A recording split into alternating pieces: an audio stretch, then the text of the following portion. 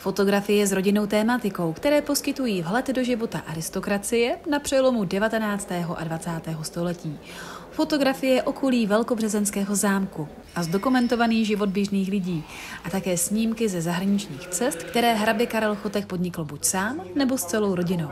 Právě tyto témata nabízí nová fotografická výstava v Muzeu města Ústí nad Labem. Karel Chotek, fotograf s modrou krví. Dnes jsme teda otevřeli výstavu den před 170. výročím narození Karla Chotka a připojili jsme si stylově velkobřezenským extra hořkým.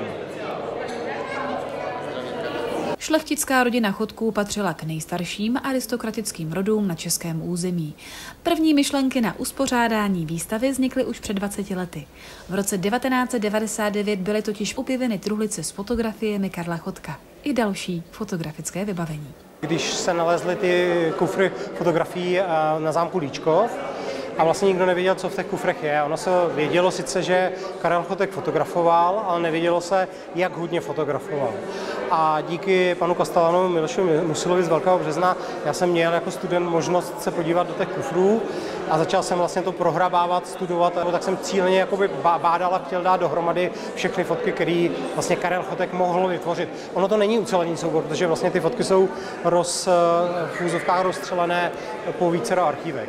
A v podstatě to vzniklo před 20 rokama. Pokud jde od fotografie, tak Karel Chotek se vymanil z takového toho stínu být nějaký tím obyčejným flakačem, stal se velice kvalitním fotografem a lze ho srovnávat se soudobými kvalitními fotografy, který stejně jako on jezdili fotit do toho Holandska, trávili tam ten volný čas a kvalitně fotili.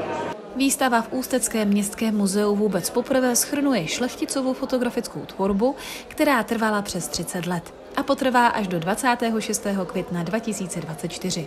Součástí výstavy bude i doprovodný program, který nabídne například fotografické workshopy pro školy.